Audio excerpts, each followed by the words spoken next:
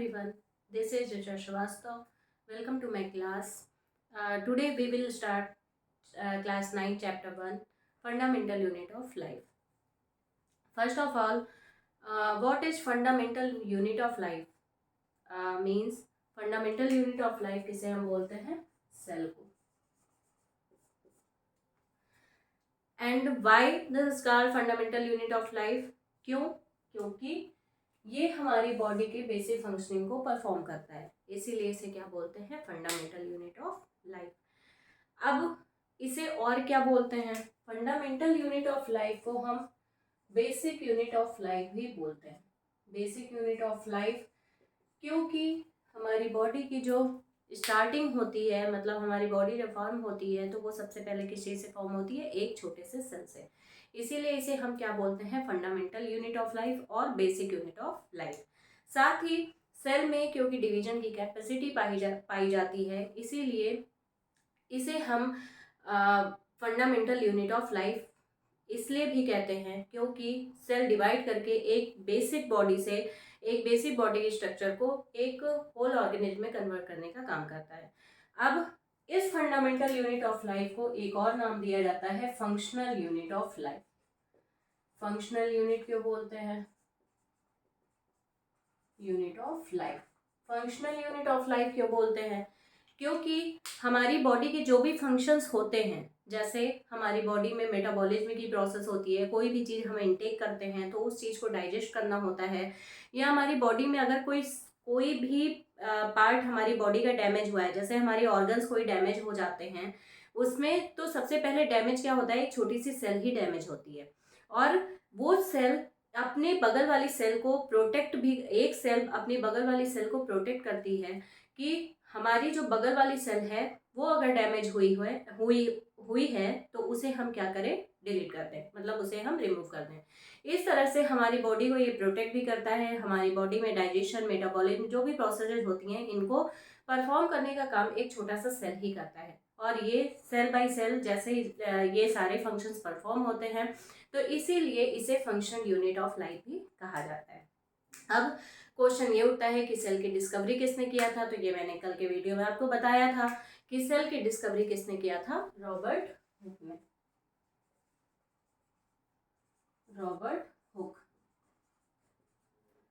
Robert Hooke ने ये discovery कब किया था? 1665 में.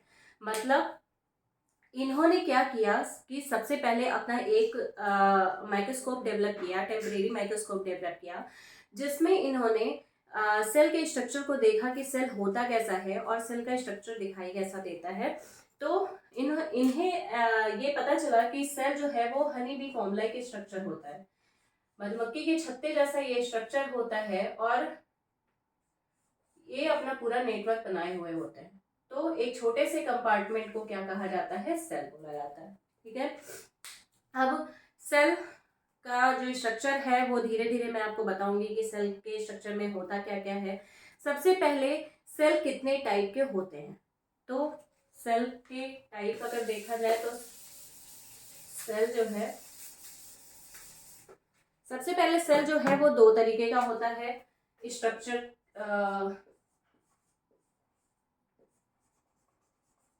के बेसिस पे, या इसे बोल सकते हैं सेल ऑर्गेनेल के प्रेजेंट और एब्सेंट होने के बेसिस पे. दो तरह की सेल पाई जाती है, प्लांट सेल और एनिमल सेल. और दूसरी तरह की सेल कौन सी होती है? Prokaryotic cell. न्यूक्लियस के डेवलपमेंट के अकॉर्डिंग दो तरह की सेल होती है, प्रोकैरियोटिक और यूकैरियोटिक.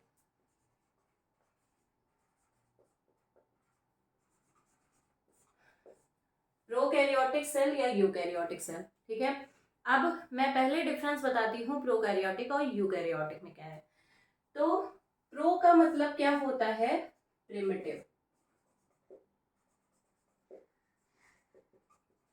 और कैरियन का मतलब होता है न्यूक्लियस.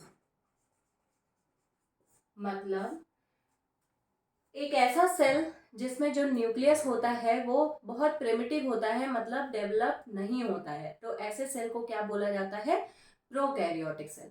और यूकैरियोटिक सेल को क्या बोलते हैं? यू का मतलब होता है वेल डेवलप्ड. अगर इसका डेरिवेशन किया जाए तो यू का मतलब होता है वेल डेवलप्ड और कैरियन का मतलब क्या होता है, न्यूक्लियस। मतलब कि यूकैरियोट जो होते हैं, यूकैरियोटिक सेल जो होता है उसमें न्यूक्लियस कैसा होगा, वेल डेवलप्ड होगा। मींस कि अगर प्रोकैरियोटिक से यूकैरियोटिक की बात की जाए तो प्रोकैरियोटिक से ही डेवलपमेंट किसका हुआ है, यूकैरियोट्स का हुआ है। ठीक है, तो इसके बेसिस पर मतलब न्यूक्लियस के डेवलपमेंट के बेसिस पर दो तरीके के सेल होते हैं, प्रोकैरियोटिक सेल और यूकैरियोटिक सेल। प्रोकैरियोट्स क्या होते हैं, जिनमें न्यूक्लियस जो है वो लेस डेवलप्ड होता है, और यूकैरियोट्स क्या होते हैं जिनमें न्यूक्लियस जो है वो वेल डेवलप्ड होता है। अब प्लांट सेल और एनिमल सेल की बात आती है, लेकिन उसके पहले मैं आपको बताऊंगी कि what is cell organelle.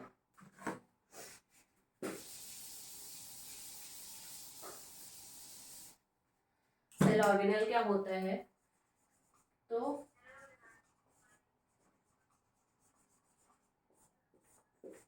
Cell organelle क्या होता है, सेल ऑर्गेनेल जैसे हमारी बॉडी में कई सारे ऑर्गन्स होते हैं जो कि अलग अलग फंक्शन परफॉर्म करते हैं, जैसे किडनी का अलग फंक्शन है, लीवर का अलग फंक्शन है, साथ में और भी बहुत सारे लंग्स का अलग फंक्शन है। इसी तरीके से जो सेल ऑर्गेनल्स होते हैं सेल के अंदर, वो एज अ ऑर्गन्स ही पाए जाते हैं, इसीलिए इन्हें बोला ही जाता है सेल ऑर्गेनल्स। मतलब सेल के अंदर जो भी फंक्शनिंग हो रही है, क्योंकि इसे functional unit of the cell कहते हैं, इसीलिए क्योंकि सेल के अंदर जो भी फंक्शनिंग हो रही है वो किसके थ्रू हो रही है, सेल ऑर्गेनल्स के थ्रू। यही सेल ऑर्गेनल्स अलग अलग फंक्शंस को परफॉर्म करते हैं, जिसकी वजह से एक कंप्लीट सेल जो है वो फंक्शनिंग पूरी अपनी कर पाता है। तो अब सेल ऑर्गेनल्स होते कितने टाइप के हैं, तो पहला सेल ऑर्गेनल जो है वो कौन सा है, दो तरह, पहले तो सेल ऑर्गेनल जो है वो टू टाइप के होते हैं। पहला है membranes,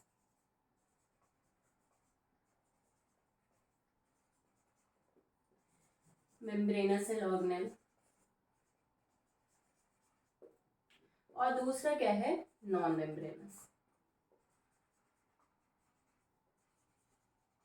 non membranes.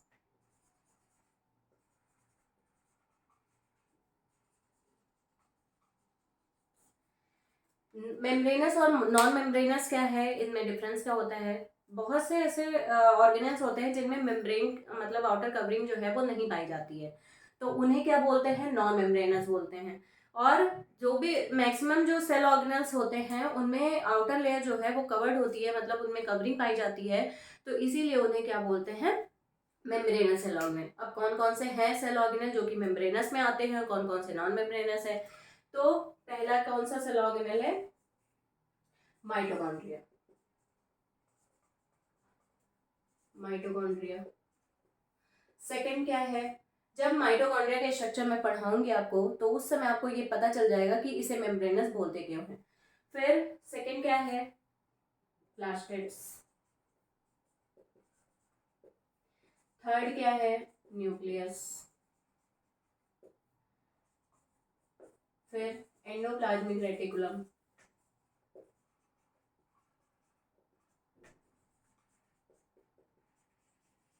Next Golgi body.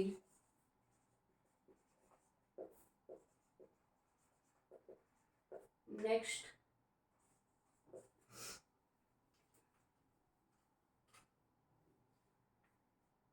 Golgi bodies vacuole. Non membranes में फर्स्ट सीलिया। सबसे इंपॉर्टेंट जो है उसमें मैं वो सबसे पहले लिखती हूँ, राइबोसोम्स। सेकंड है क्रोमोसोम्स। फिर है माइक्रोट्यूबुल्स। नेक्स्ट है सीलिया। फिर नेक्स्ट है फ्लैजुला।